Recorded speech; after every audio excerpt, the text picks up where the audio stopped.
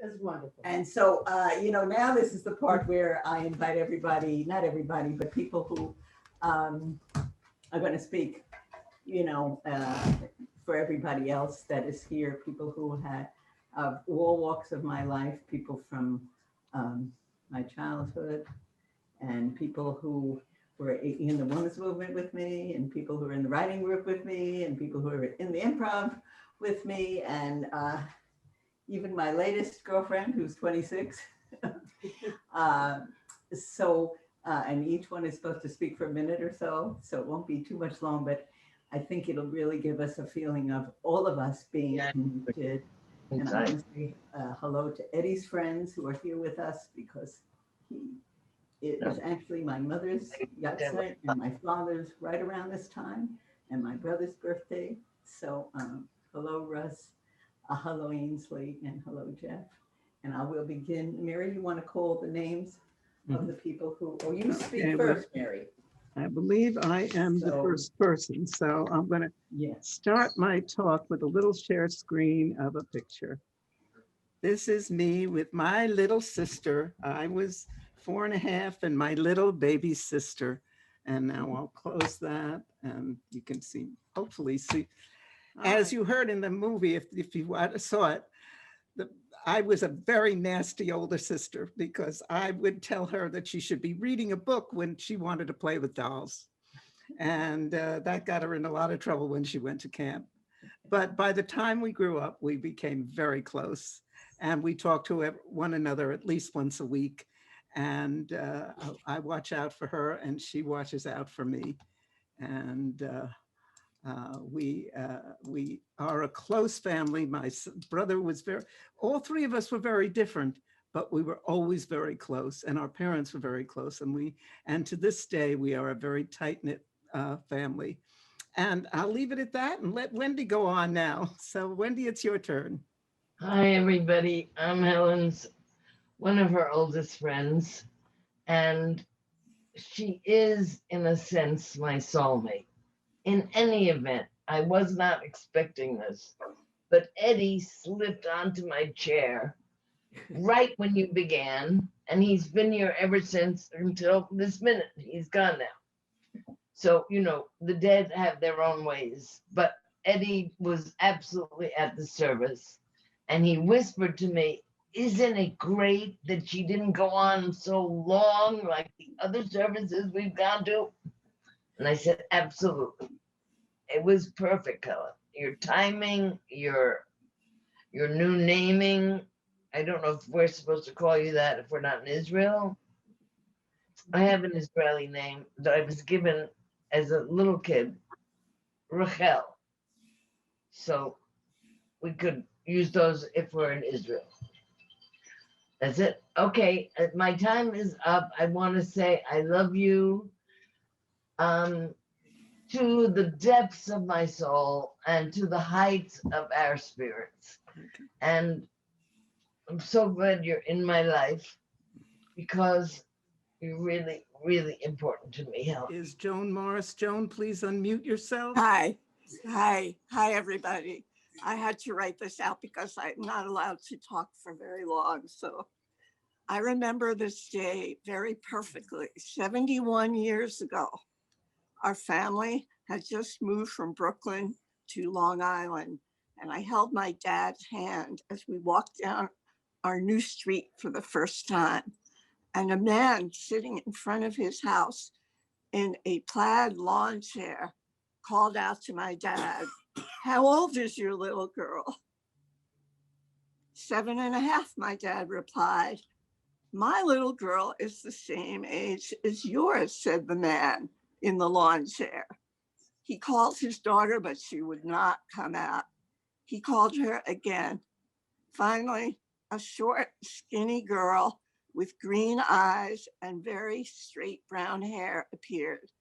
She kept her head down most of the time and stole occasional glances at us. And that day changed my life forever. We became friends. I learned what a friend is.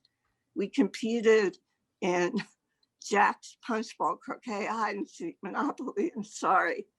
We wrote plays, we played dress up, we climbed jungle bars, we rode bikes, we made jewelry. We started a club, we called it the Little Ladies Club. We wrote plays and dress up and everything. But the most important thing we did was to meet at a corner in between our house where there was a little patch of grass. And it was there that we searched for 4-leaf clovers. We believed that finding one was a guarantee of good luck and happiness forever. She always found more than me. We thought about luck and happiness and what was behind a 4-leaf clover suddenly appearing. We talked about life and its mysteriousness. My friend was a seeker of truth. She still is. I have been blessed by her warmth, kindness, honesty, curiosity, and love since I was 7.5 years old. Okay, Judy Schatzow, it's your turn now. Very good. I have to say, my Hebrew name is also Haya, so a new bond we have, Helen. I hate Zoom and I hate speaking into cyberspace, but I love Helen, and that's why I'm here today. I met Helen when I was 15 at camp. We became good friends, and that was the first time Helen was hugely helpful during a difficult time in my life. We lived in different towns about a half hour away from each other. She and her family welcomed me into their home, and it became a refuge for me in high school. This year, the second time we helped each other dealing with craziness of COVID, living in Trump's America, health issues and fears. It was very profound, and I could see and feel how deeply spiritual Helen had become. I have seen her long path from Muktananda, India, Naropa, Buddhism, Est. The great thing about Helen is she took the best of each and made it her own. She never lost herself in any tradition. Finally, Helen had to leave New York and go to Maui to find Judaism. Many might travel in the other direction. I can't talk about Helen without talking about Sammy. Without Sammy, I don't know if Helen has the same spiritual evolution. He is so important to who she is. He has grounded her, she adores him, and he has become an important spiritual teacher to Helen. Mazel tov, Helen, I love you.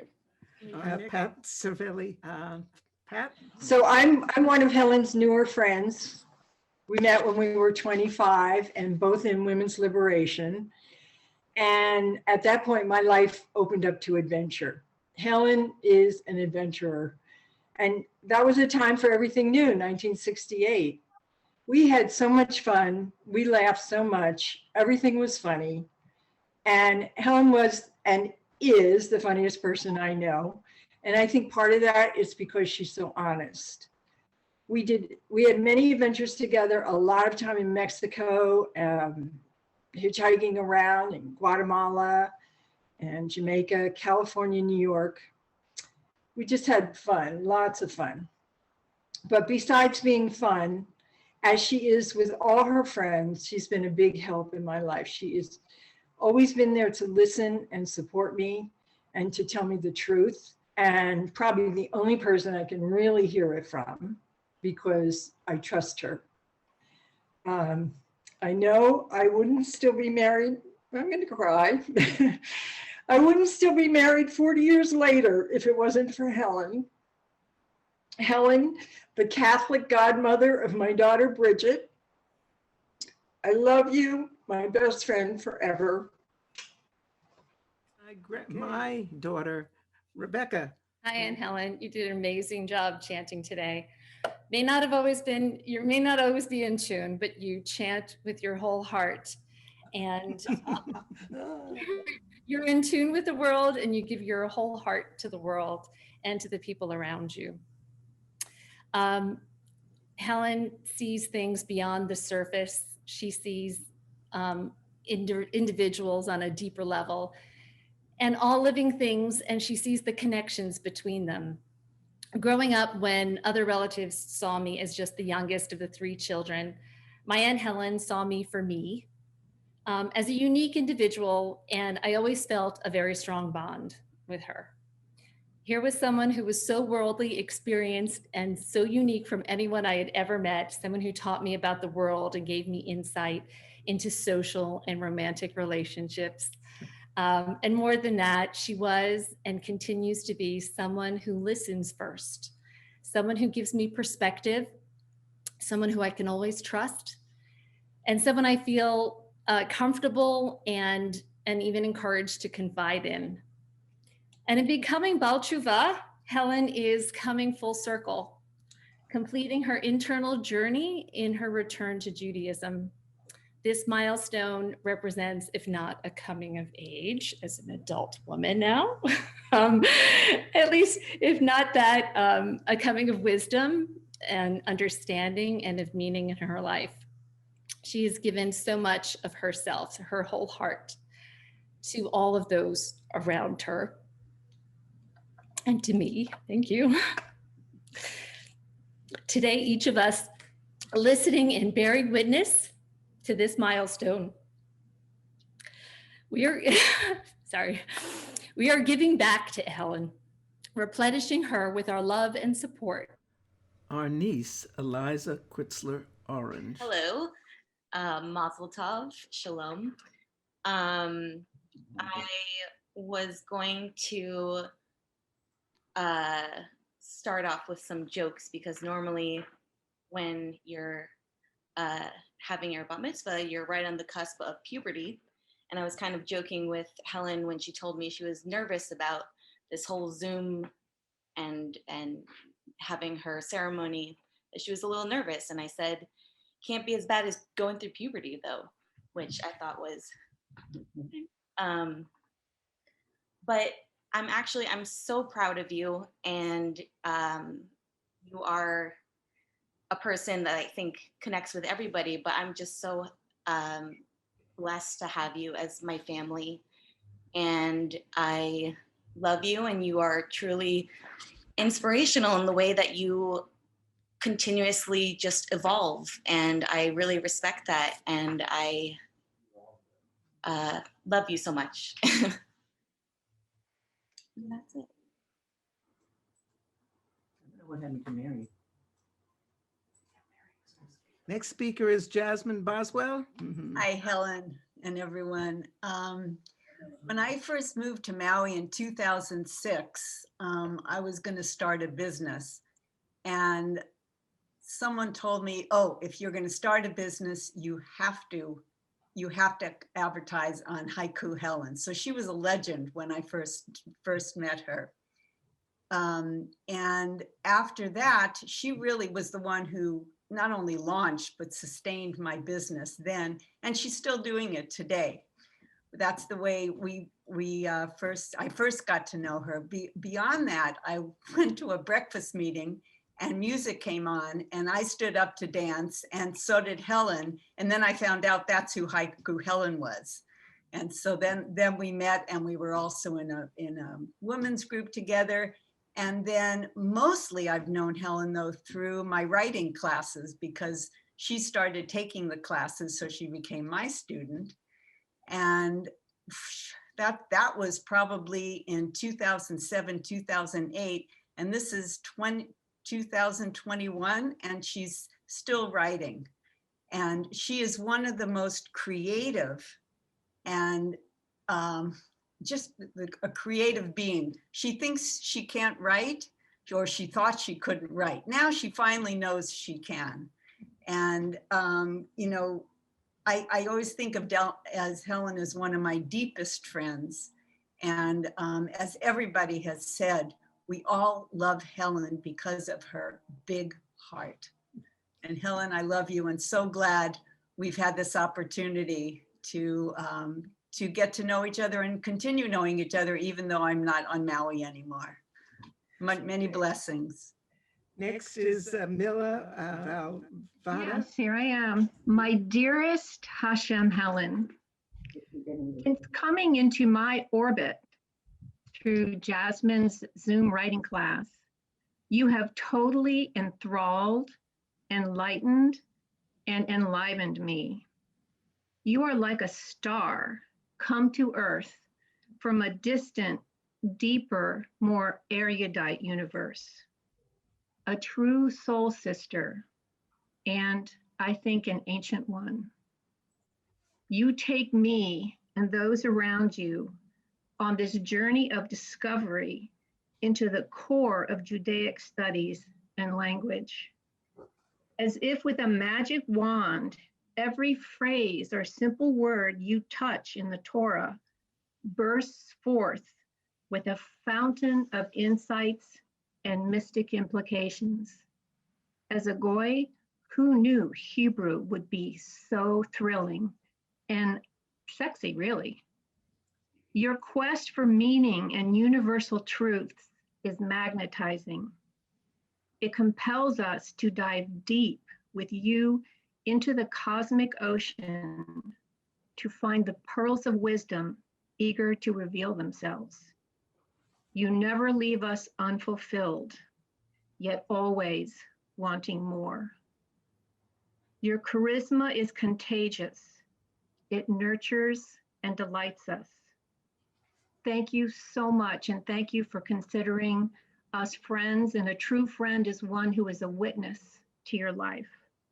We are so blessed to have you in our lives. Thank you. Let's go on to Matthew Brass. Okay.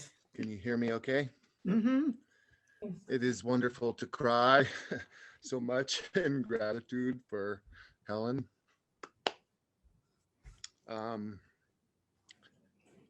Helen might be one of the people that has made me laugh so hard that I've cried lots of times. What a community treasure. I think I knew about Haiku Helen through all the ways she promoted comedy and wonderful community connections first. I have reveled in what a beautiful, loving, prayerful priestess she is. I'm a big fan of magic. She's an amazing actress, improviser. Her magician ability is phenomenal. She's so tricky and loving and sneaky. And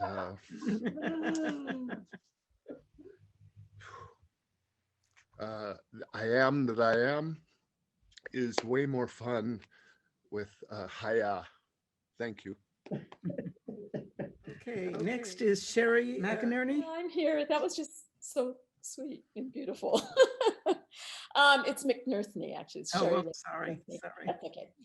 So I want to speak just in my brief time, briefly, both as I'm the president of the Jewish Congregation of Maui and as Helen's friend. So I got to say, as president, I had tears in my eyes watching you, Helen, laying Torah again. I mean, it was uncontrollable, actually.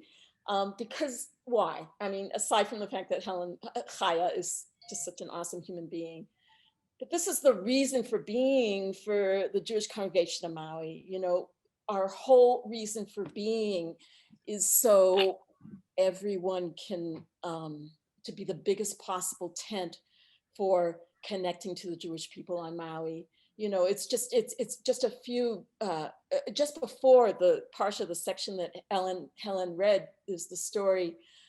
It describes how Moses first got to Midian, and the first thing he does is he gets to a well in Midian, and he encounters Yitro, his future father-in-law's 7 daughters who are watering their sheep there.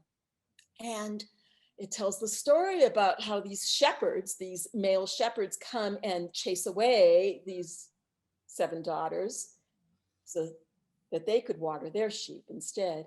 And Moshe stands up for those girls. You know, Moshe chases those guys away and stands up for those girls. I mean, Moshe was a feminist. Who knew, right? I mean, amazing.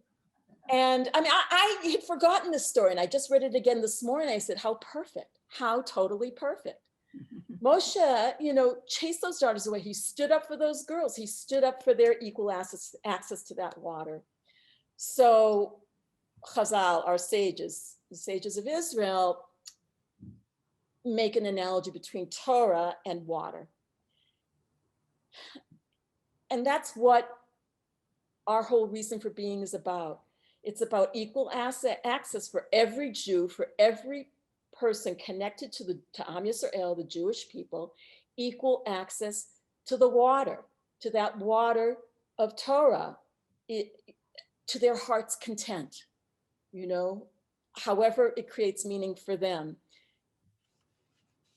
So it blows my mind just to see that we were able to do this today on Maui, you know, with Helen. And as Helen's friend, I got to say, Helen, you, Chaya, the name you chose, Chaya, is so perfect for you. Chaya is life. And you who exude life, you're such an inspiration to me, Chaya. Helen, I love you so much. Mazal tov. Mwah. Okay, Phoebe Botkin and Hi. Softly, Hello, softly. dear Helen. Congratulations and Mazal Tov on your bat mitzvah day. My relationship with Helen is one where we would make our own, it felt like our own two-person temple in the middle of Brooklyn on her porch on Maui. I would come and immediately slip on my Brooklyn accent because that was really the only way that we could fully open up that two-person temple space. And so it feels right to me to continue this in this Brooklyn accent so that I can reopen that temple space. Helen, I discovered Judaism with you, together with you. On Shabbos, I would ride my bicycle over to your house and knock on the door, and we would sit together and enjoy the Shabbos angels. With you, I learned to listen to my ancestors, which is something I'm still growing with, but I know I have a very strong agreement with Helen, which is whenever she decides to pass over to the other side, she's gonna start talking to me from there. So we have this agreement. So, and I do consider Helen like part of my lineage in a way. In that sense, I know when she's there, she's gonna stay very connected to me. So, what is most important to share? And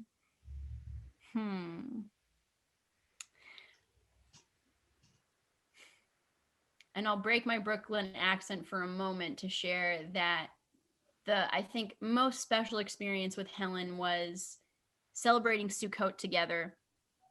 2 years ago, we set up the sukkah, or actually her son set up the sukkah and Wyatt, and we slept out there a couple nights. And each night we would tune into the patriarch. And because Helen is so psychic, she was able to really, really tune into the patriarch and speak whatever they were saying. And they were all so excited to hear from us. And so to hear from Joseph and to hear from King David, and to hear they all have very different opinions about different things. And as I was falling asleep that night, I heard Helen's voice in my dream. And when I woke up, I think we came to the realization that whatever it is to be part of a soul family, that's definitely what it is. We're definitely very much part of the same soul family. And yeah, I'm just so immensely grateful. I would not be who I am. That none of my life would make as much sense as it does if Helen Kritzler weren't part of it. And I'm very excited to know now that the name is Chaya. So now I know how to think of you even more in this Jewish context. So thank you. I love you. I'm so proud of you, and have the most beautiful post bat mitzvah life that you could possibly have. Okay, our next speaker is Janet Chanella. So I met Helen in our freshman year of college. The University of Wisconsin wasn't supposed to be anti-Semitic, but New Yorkers couldn't live in the dorms. So all of the New Yorkers who happened to be Jewish lived in private dorms. And I needed some help with physics, I think. And everybody said Helen was the person to go to. She got me through physics, but physics wasn't something that interested Helen. It was just something she was good at, and she went beyond into other things.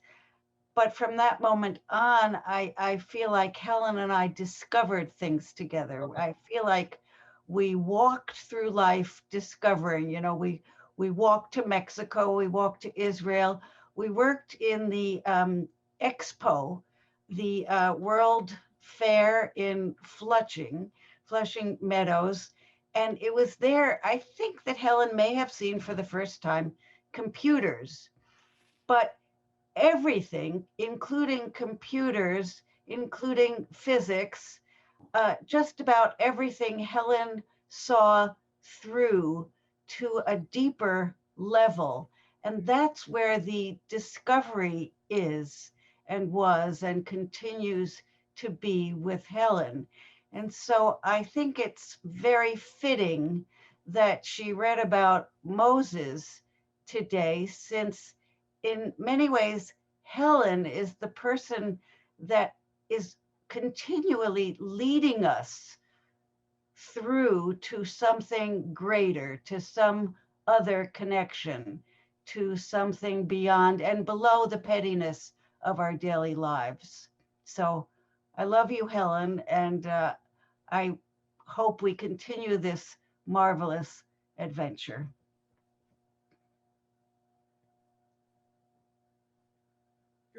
And the next one is my lovely nephew, Sam Espinoza, from Helen's wonderful son. Hi, everybody. So Helen, my mother, I'm going to be turning 31 this year, and I've had the privilege, I've had the honor of being her son and watching her really grow over these years, especially now. I think she's really become the person who really I think she always wanted to be. And it's been such a treat seeing her come into her full being. I wouldn't be the man that I am today without her as my center, especially during these times. She's a light. She's a beacon of hope, not just for me, but for everyone, I feel. And personally, I feel if there was ever someone who was doing God's work, I think it would be her. She's helped so many people. She's opened the hearts of so many people. And she saved me. I was adopted from birth, and my country was in a dangerous, tumultuous period, and she came. She saw me, and that was that. And so I've had the distinct pleasure and privilege of being raised by her, and it's just she's just an amazing human being. Next is Wyatt. Hello, my name is Wyatt. It's a very wonderful honor to be here at Helen's Bar Mitzvah. I've known Helen many, many years. Me and her son are very close friends. One thing I could say is that one thing that I really like about Helen is that she's able to offer you true friendship and true acceptance of who you are.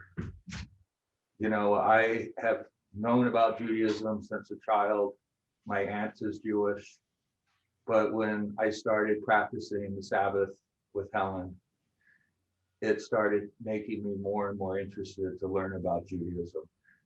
And I've shared that journey with her, and it's been a very wonderful, exciting journey of self-discovery and learning to have a deeper personal relationship with God and the divine. I just want to thank everyone for coming and give out a wonderful blessing to everyone here that we're sharing a very sacred space. And we are all connected, obviously with Zoom and in other ways. Our next speaker is Cranto Murphy. Where do I go? Right here. Hi. I might be the only non-Jewish person in this thing, but here I am. In 2009, two Angel Ohana women's groups met here at this very room. We all spoke. Helen later told me, I decided I didn't like you. 12 years later, here I am, the chosen one. Helen is a true Renaissance woman. She's a traveler, an explorer of the physical world, the spiritual world, the inner world, the art world. She writes, she paints, she plays music, she acts. Born in New York and into a New York Jewish family, she became a leader in the emerging women's movement. She studied Buddhism, meditation, explored the psychic world, the spiritual world, the alternative, whatever uppers world. And today I discovered all the other worlds that she had been involved in that I didn't know about. She's a force to be reckoned with. And today, now full circle. Bar mitzvah? Yeah, that's right. Good on you, Helen. Gillian Soleil. Human being, for sure. So, Haiku Helen is how I met Helen. There was no face, just the name, Haiku Helen. And then a couple of years later, I joined Jasmine Boswell's writing class. Hi, Jasmine. Good to see you again. And in that writing class was Helen and Lola, who you will hear from. Helen, Lola, and I had an immediate bonding. And we decided to call ourselves the Jewels. 3 New York Jews in one writing class was a lot on Maui. And we became not only the Jewels, but the best of friends. We share, we laugh, we talk incessantly with each other all at the same time, like good New York Jews. We cry, and we laugh, and we cry, and we talk, and we come back to the same topic, but I don't know how. And we're there for each other all the time. And we live in different parts of the island, but on Maui, that's a big distance, but we are there for each other. And I feel so honored, Helen, and blessed to have been able to be here with you today and asking me to do the Aliyah, which I'm Jewish, but but this Chaya was for me a very high honor. But I have other words for you now that are Chaya, which fits you. And you're the little girl in one of the stories you read in our writing class, Billy. And Billy was always looking up at the stars with wonder and curiosity. What is out there? Who is out there? And when you share your passions, you smile. And that smile lights your eyes, and your eyes are your stars that you're looking through and wondering about. And you shine. This keeps you young, growing, thriving as you embark on new adventures enriching your life. And today, another adventure, another life journey of your ageless passion, curiosity, and wonderment. You're a shining star guiding us all to take the road of new adventures with the curiosity and wonderment of a child. What a blessing you are for us all. Travel on, dear Helen Haya, and keep reaching and calling out to those wonderful guiding stars. I love you. Our Lola. All right, hi. I didn't write anything, but I was telling Helen the story at lunch last week with my children that I knew her and loved her before I'd ever met her. So she has this power of reaching out to those who may not even know her. Anyway, I heard about this haiku Helen several times. And I knew that she was a woman of great power, virtue, and could read poems. And more than that, could just read you. And I knew that I knew her. I felt like this woman was family to me, never having seen her. And then one day a friend came over who needed some advice and some help. And he had been to Haiku Helen for the same thing. And when I was done with this session with this young man, he said, "You have to meet Haiku Helen." And I went, "Are you kidding me?" "Yes, I know. One day I shall." And then it came about. I joined the writing class, and she came in maybe a month or so after me, I think. And I didn't think anything of it. And she wrote very nicely. And at the end of our class, someone came up to her and said, "Can I have your email? I would like to be in touch with you." And she goes, and I'm packing up to leave. And she goes, "Haiku Helen, blah, blah, blah, blah, blah, blah." And I went, "What?" And she's sitting on a couch. And I go up to her and I put my hands on her legs and I said, "You don't know me, but we're family." And well, to this day, we've been family. And I'm so blessed and so proud of you, but mitzvah girl. And thank you for having me here. God bless. Okay, now Rabbi Sam.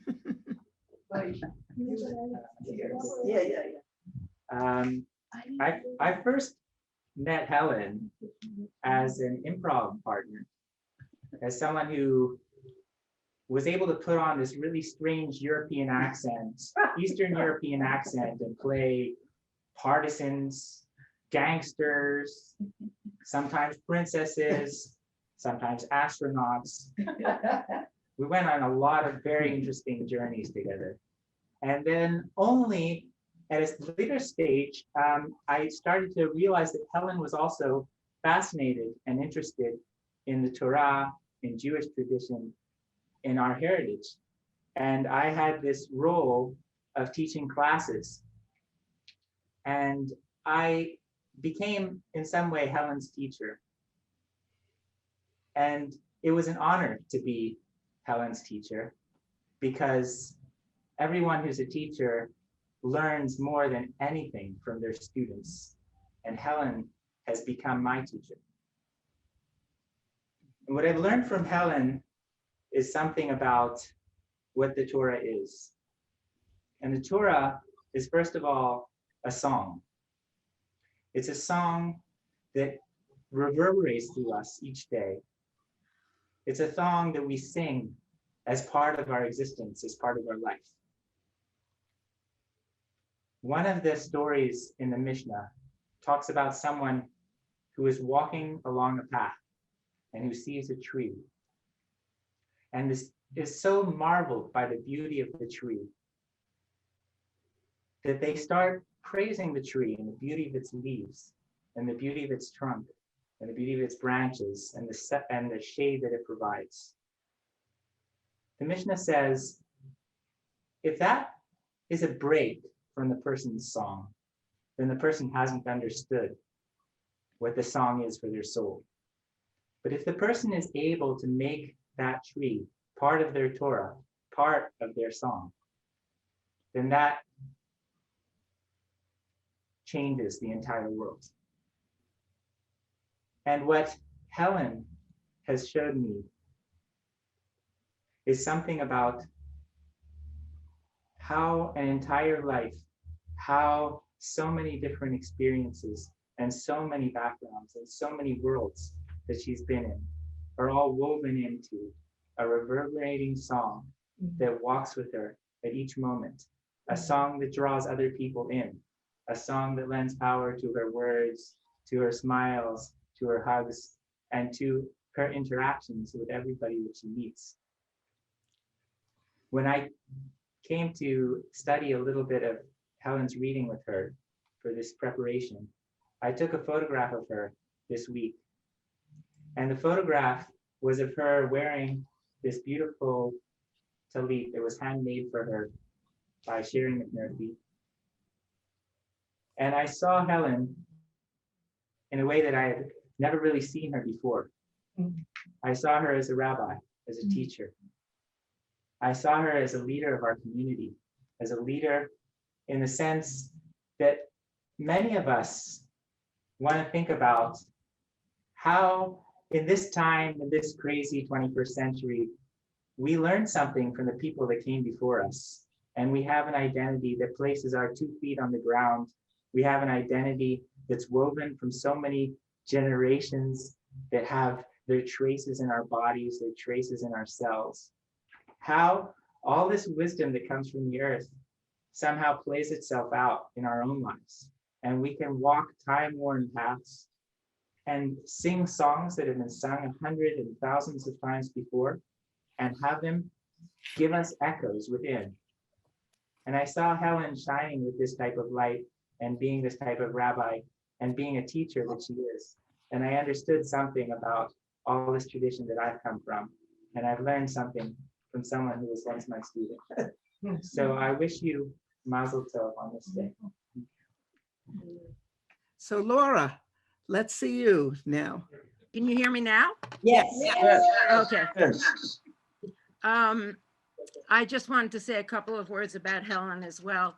We know each other also from college. And one of the things I was thinking about with her bat mitzvah is how many different spiritual experiences Helen has had, and how I felt like looking back at all of them, none of them were really superficial, that every one of them became a layer that sort of deepened and informed the next experience that she had.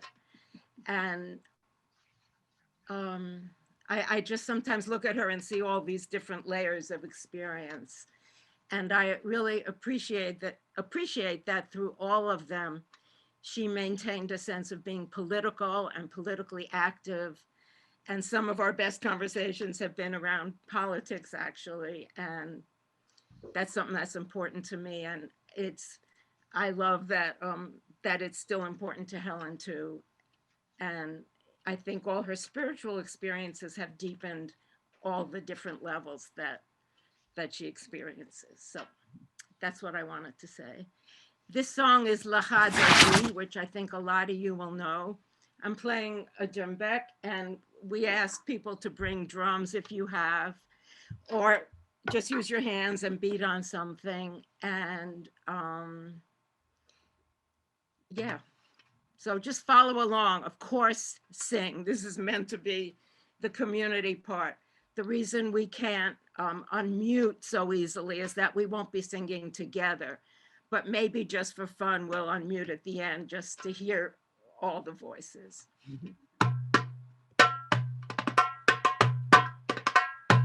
L'cha dodi, l'chrat kala, pnei Shabbat nekabala. L'cha dodi, l'chrat kala, pnei Shabbat nekabala. L'cha dodi, l'chrat kala, pnei Shabbat nekabala.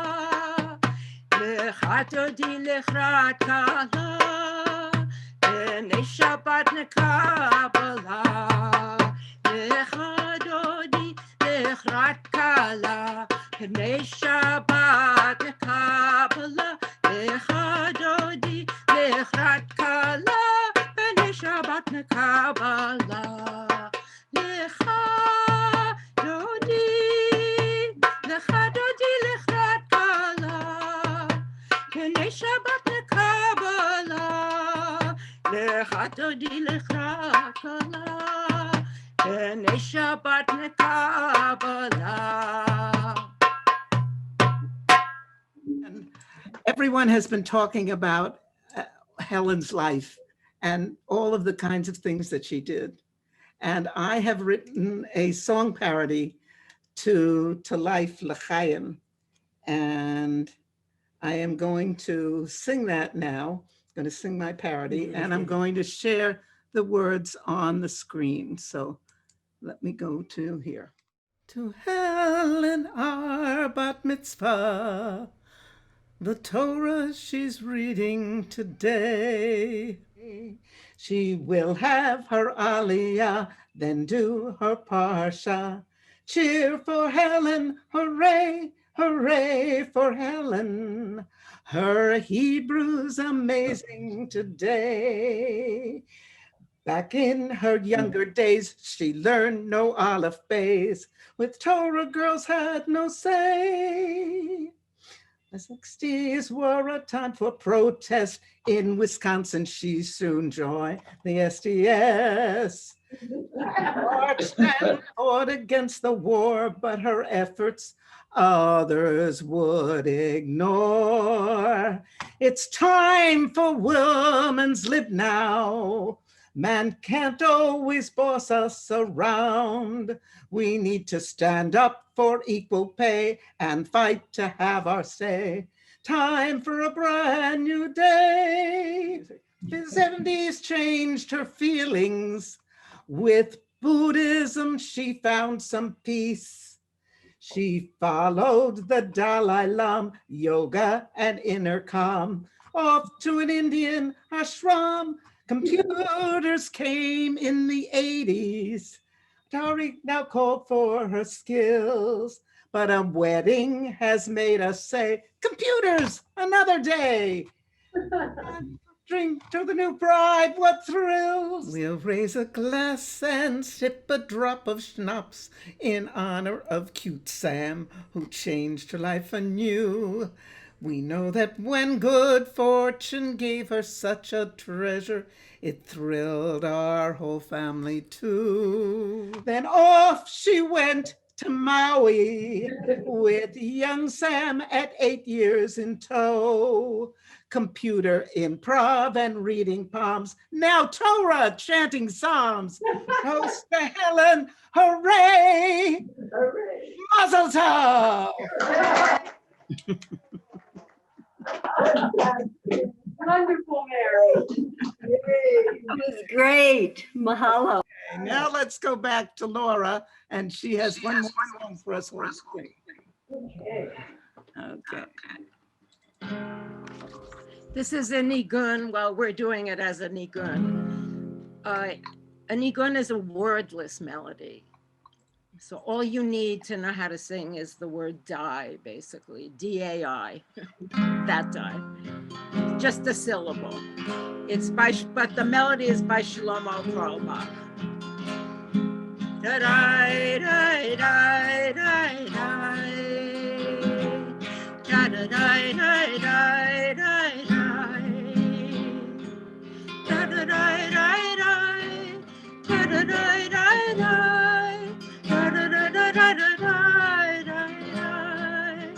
Everybody join me. Die, die, die, die, die. Die, die, die, die, die, die. Die, die, die, die. Die, die, die, die. Die, die, die, die, die, die, die, die.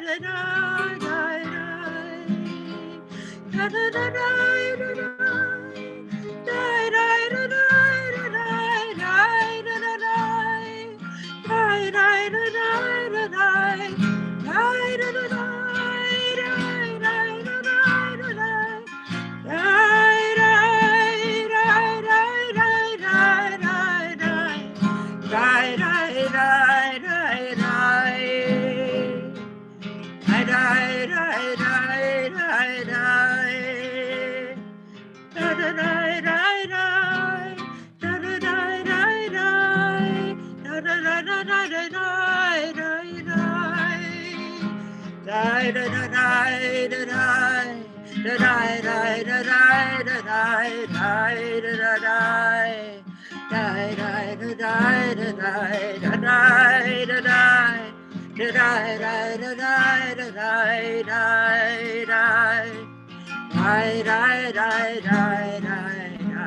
I think everybody should unmute and just do like just a tiny bit of the song all together, even though it won't sound all together. Just unmute and sing.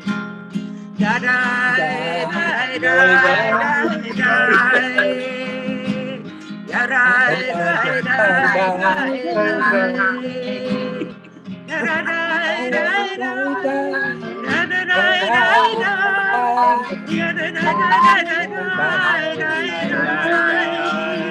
Great, now mute, and we'll just do it the rest of the song.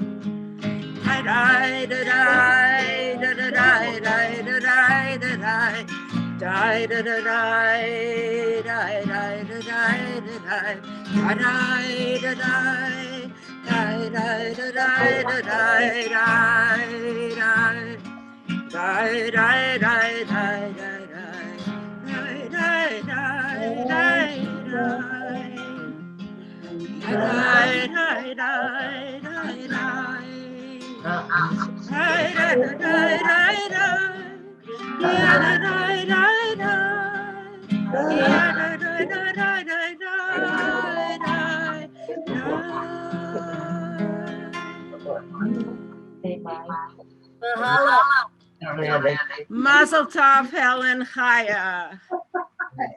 I just want to say it's been so wonderful to see everybody and and the family that we have here, the Kritzlers, the Wellicotts, the Bryans, the Espinosas, and everybody. As I said, thank you so much, and I hope it's been as wonderful for you as this has been for me. And the angels, yes, Susan, the angels are with us.